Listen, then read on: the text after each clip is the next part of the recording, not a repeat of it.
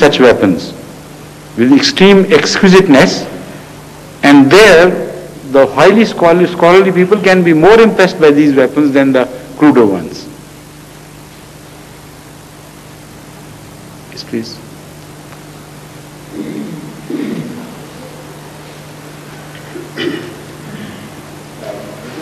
It's only an observation I would like to make. Yes, please. Go ahead and make it. In the question, the next part of his question was that now his name was Ghulam Ahmad. In the eyes of God, the question is what his attributes are. And because promised Messiah was a manifestation of Ahmad, God has addressed him many times, Ya Ahmad.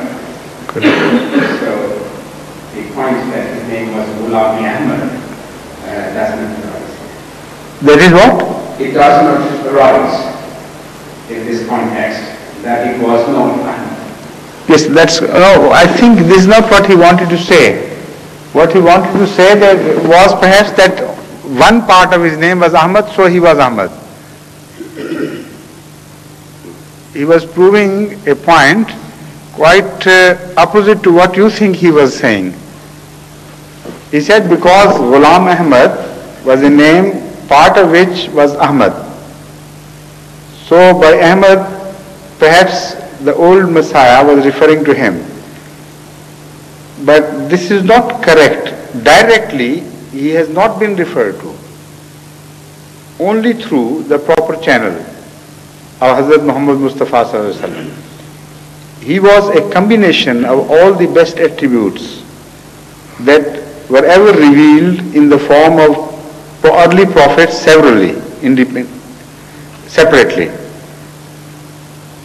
So when somebody is referred to by another prophet before him, before Hazrat Muhammad, all the fingers must first point to the coming of Hazrat Muhammad Mustafa, because he is the focal point of all prophecies. Not only to mention the prophecies of Hazrat Musa or Hazrat Isa, according to the Holy Quran, Hazrat Sallallahu Alaihi Wasallam was the focal point of every prophecy before him, because a new era had to dawn with his coming. For the first time, a universal religion was to be revealed. The whole mankind was to be addressed. A final consummate message was to be revealed. So it was so revolutionary that as in the case of Judaism, fingers had been pointing towards Messiah. It was the greatest event in Judaism which was to come. So in the world events, this was the event to which every finger was pointing. So once you reach that focal point, from then on taking your authority, driving your authority from him, you can speak of other prophecies. So not by short-circuiting. Whenever you make that mistake, you are left without an argument. And you are thoroughly beaten in this. Rightly so. Because you have tried to short-circuit. So Hazur Akram Sallallahu Alaihi Wasallam was Muhammad, was Ahmad. There is no doubt about it. Initially, in the first rite, he was the one. And then from him emanated his attribute of Ahmad. That was only that part of it which related to softness. No warrior-like character. No permission to raise sword against sword and things, Only an ability of perseverance and patience and sacrifice and offering one's heads to swords, offering one's houses for others to burn. All that Messiahhood stands for is persecution at the hands of the enemies. So that is Ahmadiyyat. And that is the message of love and softness I was speaking about. So once Hazur Akram Sallallahu Alaihi Wasallam himself revealed this in the beginning. In fact, he started with Ahmadiyyat in the first period of Mecca. This is what you find of him. Jalal appeared later on. So he was the one where both these qualities joined hands. And later on, Ahmadiyyat emanated from him to reappear in the latter days.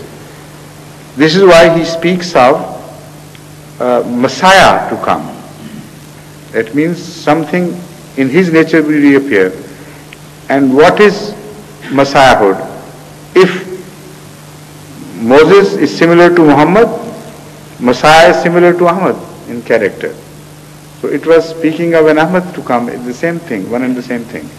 This is why the early scholars, as I pointed out, not the present day mullahs, the early scholars have been speaking of this very generously and very profusely, that the second advent of Hazrat Muhammad Mustafa Sallallahu Alaihi Wasallam would be a manifestation of Ahmadiyyat. And in that era, Islam would become victorious, when Messiah would appear. So this is the age which we find ourselves in. Yes, please. After.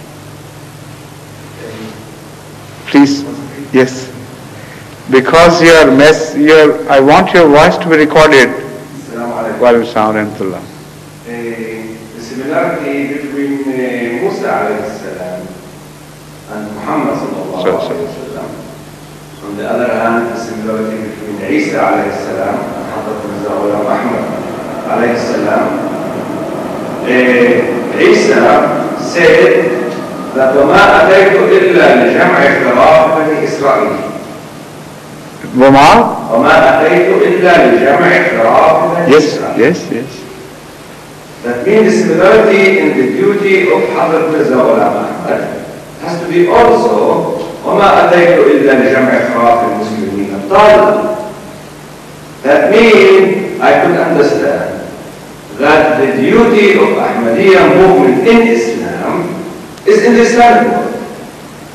Not only that. Yes, but mostly and I'll explain this. You know, it is when you say something is similar to something else, there are many possibilities which open to you. For instance, when you say a man is like a lion, only bravery and strength is required to be similar in both. Not all the various parts, not the tail, not the fangs. So when you say somebody is like Hatem Tai, he does not have to belong to that tribe or be in any way of his shape or his height or his color. All that is required is generosity. So that similarity is fulfilled there. So one has to search for similarities. When somebody says somebody would be similar to him, one must find the most fundamental points. Because in each detail, nobody can become similar to anybody else. So here the fundamental of Christianity, of Messiahhood, is number one, abstention from raising sword against sword. Complete submission to the will of Allah and only using the message of love against hatred. This is one symbol for which Christianity stands, for which Messiahhood stood.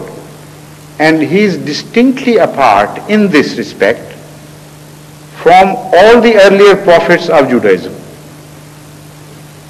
While the second aspect which you have pointed out was common between him and all other prophets of Israel. So where was Messiahhood?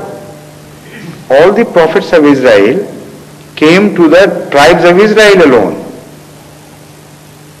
to none other. So there was no distinction between Messiahhood and the prophethood within Bani Israel. But this is the distinction. Right from the time of Moses till the time of Hazrat Messiah, there is not a single prophet who is like Jesus Christ in this aspect. his mode of defense against